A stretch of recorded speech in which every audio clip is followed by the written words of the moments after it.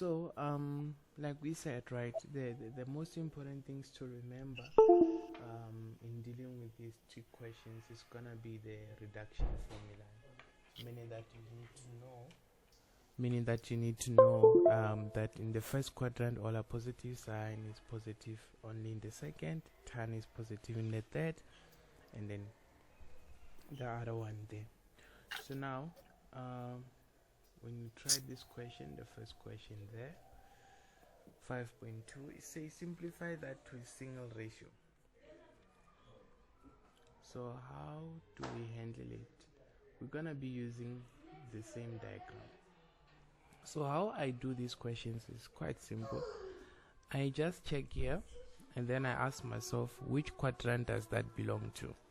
Well, 360 minus is this quadrant, which is quadrant 4. Now in that quadrant 4, is it C, T, or S, or A? Ne? Then I can see that it is C, so I'm gonna write C here, and then sign 90 plus. Now 90 plus is in this quadrant, and then I see that it is S, and then in that quadrant it is the quadrant for S, right? This one here, which is negative X, we always take it as the fourth quadrant, so it's also C there. Okay, all negative angles would take them as in the fourth quadrant. Okay. So, right, so for the first one, we have tan 360 minus X. Since this is the quadrant for cos, that means tan should be negative, because it's the quadrant for cos. So tan should be negative. So you're going to have negative tan X as your answer. Then we check here. This quadrant here is for sine, but because it's 90 plus, remember 90 plus is a core ratio. So for 90 plus, sine is going to change to cos, okay? Sine is going to change to cos. But then now that answer is going to be positive. It's going to be positive because we said that it is in the quadrant for sine. You see? So S tells us that since they match, the answer must be positive. If they don't match, you have a T and then you have a C, the answer is going to be negative. Do you understand me? Yes, I understand. Right. And then down here, they are not matching. It's S here and then it's C. That means that my answer should be what? Negative. So I'm going to have negative sine X. Then this negative is going to divide that negative. Then the answer is going to be just the tan X times by cos X, or divided by sine X, because sine negative by negative is positive. Then from there, now I can say tan. Remember, when we see tan, we convert it to Use of a sine. sine. Or is it sine of? Sine over cos X, isn't it? Oh, okay. Whenever you see tan in these questions, you probably have to change it to that. Then you have divided by sine X. Now what is going to happen there is that this cos X will cancel that cos X. Then the answer, you're left with sine X over sine X, which gives you the answer as 1. Since you have sine 90 minus X, you have to quickly recognize the quadrant you are working at. So 90 minus is the first quadrant whereby all of them are positive. This one is the fourth quadrant whereby it's only cos that is positive. This one, you need to be a bit careful. So what you can do for this one, may now suggest you work on tan X minus 180 first before you can proceed with the question, because remember, usually we have 180 minus X or 180 plus X. Do you agree with me? Yes. We don't have the one whereby the letter starts first, so we need to fix it first. So what I do is that I'll take tan. All of those that are problematic, we deal with them first. So I take this and then I say, okay, how about I take the negative 180 and write it first, like this. And then I say plus X. So I just flip them so that the 180 is starting. Then I take that negative as a common factor. What are we going to have inside? What are we gonna have inside? It's gonna be. Wait. If we do what? Take negative as a common factor. If we take negative as the common factor, we'll not have 180 minus x. You're gonna have negative into 180 minus x. Oh. Right, because it's taking it's dividing everything by -1 and writing the -1 outside. So now that it will be like this, you take this as if it's a negative. You take this as if it's one angle. So you take it as if you have tan negative theta. So the theta represents this whole bracket. You understand me? Yes. And that theta there is representing this whole bracket, that theta there. So now you then say, remember, if it is a negative theta like this, it's usually in the fourth quadrant. We always say they're in the fourth. These are not matching T and C, so therefore we say the answer would be negative tan theta. So that means here what we're gonna have is negative tan, but instead of saying theta, I'm gonna be saying 180 minus x, because that is the theta there. Then I identify again that to say 180 minus is in the second quadrant, remember, whereby sign is positive. These are not matching, T and S are not matching, so that means my answer should have a negative, so I'm gonna have negative inside there. Say negative tan x. This negative is because T and S are not matching, while this negative is the one that was outside, is still there outside. Are we together there? Yes, we're together. Then therefore the answer ends up being tan x. So therefore that means tan x minus 180 is simply equal to tan x. So that's what we're gonna use now and say, okay, so back to the question, sine 90 minus x, sine 360 minus x divided by tan x. Now I'm gonna write it as tan x because I know it is, I solved it. Then now, which quadrant is this one? 90 minus, I know is the first quadrant whereby all of them are positive. This one is in the fourth quadrant whereby cos is positive. Now because all of them are positive, the answer is gonna have to be positive. So I'm gonna have positive, but now sign is gonna change to cos because it's a 90 minus. So I'm gonna have cos x divided by, here now S and C are not matching, so the answer should be negative, and then I'm gonna have sine x, and then divided by tan x. But then tan x, we can write it as sine x over cos x, like I told you. Now usually when you are dividing a fraction, it means you can multiply by its reciprocal, meaning you take cos on top, you take sine at the bottom. So you're gonna have cos x here over sine x. Cos over sine times by cos over sine. So that means you simply have cos squared x negative cos squared x all over sine squared x. Then you are done.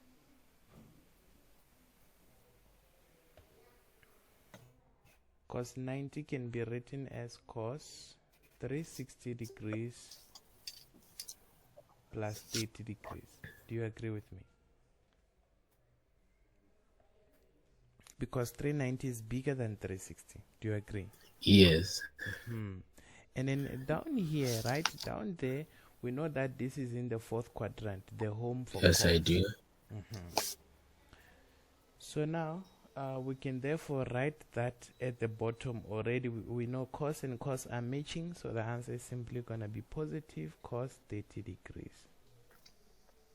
Because if it is cos negative x, the answer is just cos x. So same thing here. Cos negative 30 is cos 30. Right. And then we go to minus tan, and then that. So that one, now we know tan 360 minus, this is the home for cos. They are not matching. But do not forget, there is a negative outside here. This is the negative. Then the fact that they are not matching there, t and c, that means the answer should be negative tan what? Tan x. Then now we say times 180 plus. We know that this is the home for tan. So t and c, they are not matching. So that means the answer should be negative. So that means you're going to have negative cos x. And then x minus 90. Those are the ones that are problematic. And remember, we have to deal with them first, isn't it? Yes. Right. So for us to deal with them, for now, I'll just write it as cos x minus 90 degrees, so that I know I'll deal with it somewhere. So I'll say now, okay, cos x minus 90 degrees is the same as saying cos negative 90 plus x. Then I take out negative as a common factor, so that I have negative 90 minus x inside. Then from there, I can now say this, I take it as my whole angle. So it's as if I have cos negative theta. So that's going to give me positive cos theta. So the theta is 90 minus x. Then from there, because it's 90 minus, cos is going to change to sine x. And it's going to be positive because this is the first quadrant where they are all positive. Right, so I know that is sine x. Now this one, it's in the first quadrant whereby all of them are positive. So the answer should just be positive. So the answer will be positive cos 30 degrees divided by what? Cos 30 degrees. Right. Then negative times negative, we have ourselves positive. Then we have tan x. And then we still have a negative there. It's fine, we're gonna deal with it. But please use brackets. I'm gonna advise you this. Use brackets. If you don't use brackets, trust me, you're gonna be in big trouble, because you might forget that there's a multiplication there.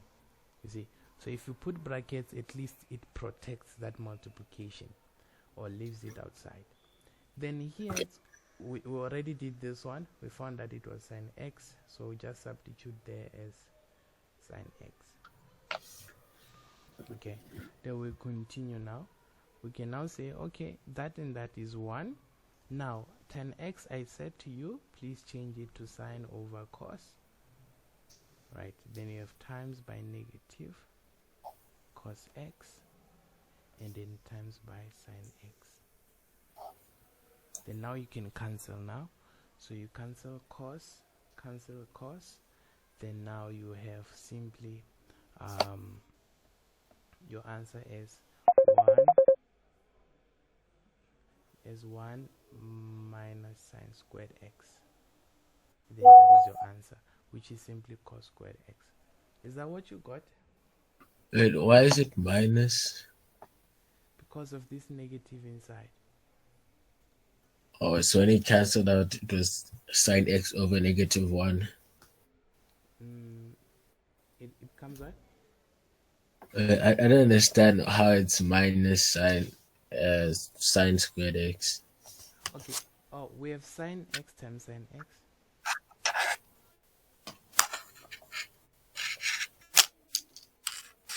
Yes. Right? Sine times sine is what? Sine times sine is sine squared x. Yeah. Do you see this sine x and this sine x here? Yes. When they multiply each other, we get sine squared x. Yes. Now, where does the negative come from? There is a plus here, right? Yes. And then there is a minus here, right?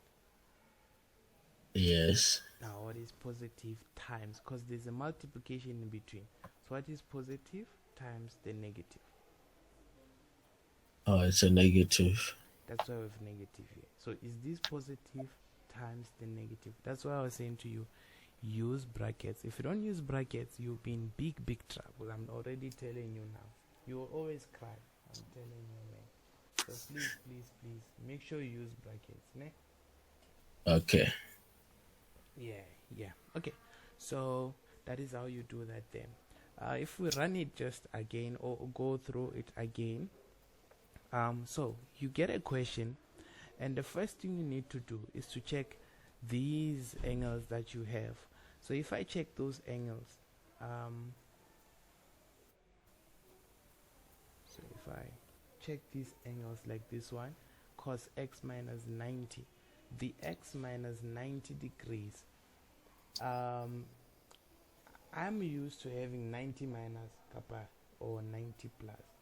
So because I want to fix that first, I work with it first. The cos x minus 90, I work to get the answer first by saying it's just simply doing this, dividing by negative and then taking the negative out.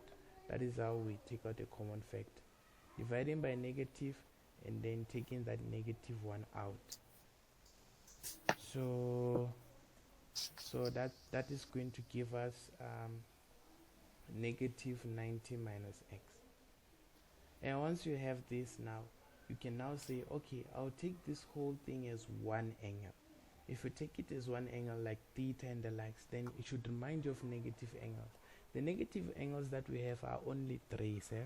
We have sine negative theta, which is equal to negative sine theta. You have cos negative theta, which is equal to positive cos theta. You have tan negative theta, which gives you negative tan theta. So these are our negative angles we did in grade 11. These are things that you should be in your mind. You should know them before you attack these questions, right? So I'll advise that try to maybe go back to these things like negative angles and understanding what you call your core ratios, right? Understanding your core ratios, that if I have sine 90 minus theta, I should get the answer as cos theta. If I have cos 90 minus theta, I should get the answer as sine theta. If I have cos 90 plus theta, I should get my answer as negative sine theta. If I have sine 90 plus theta, I should get my answer as positive cos theta. These are called prerequisites. Prerequisite knowledge, meaning that you cannot attack those questions that we're doing if these ones are not memorized in your brain. Memorize these things so that whenever you see questions, then you know what to do. Yeah? So please, if you want, please do take note of them, but when you send you the video again, the recording, you'll be able to also just take note of them. Recite these things daily, so that now, for example, now when I already see this question, I can already tell, oh, this is a negative angle. I know that I'm going to just take it as if it's in the fourth quadrant, or I just know that cos negative theta should give me positive cos theta. You see, I won't struggle. This x minus 90, when I change it and become negative 90 plus x, take out negative, then it becomes negative 90 minus x. I'm already able to tell that this becomes my whole angle and becomes a negative angle, which then brings me back to this. You see, brings me back to this to say it becomes negative theta, and the answer will be positive cos theta.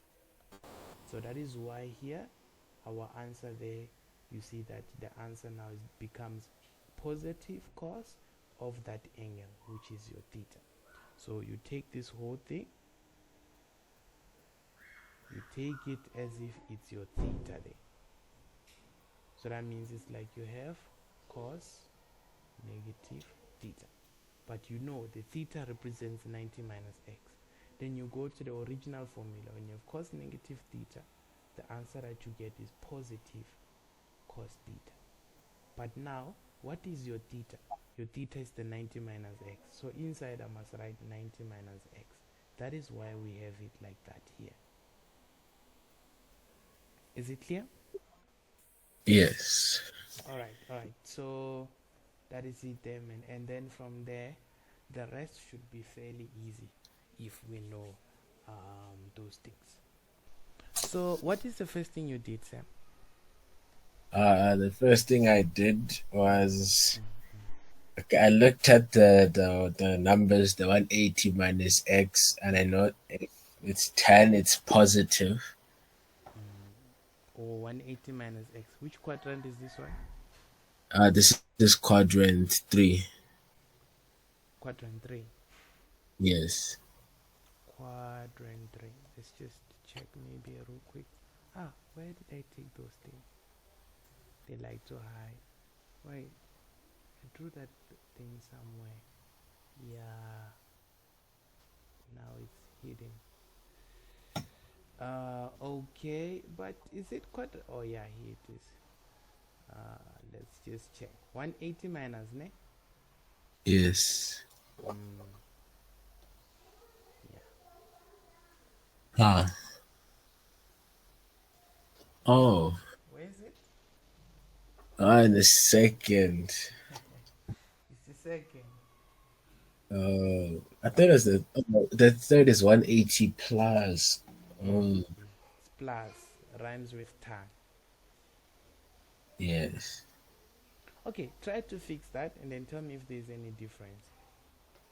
Okay, so let's see that out. So now, like you said, so this one is indeed supposed to be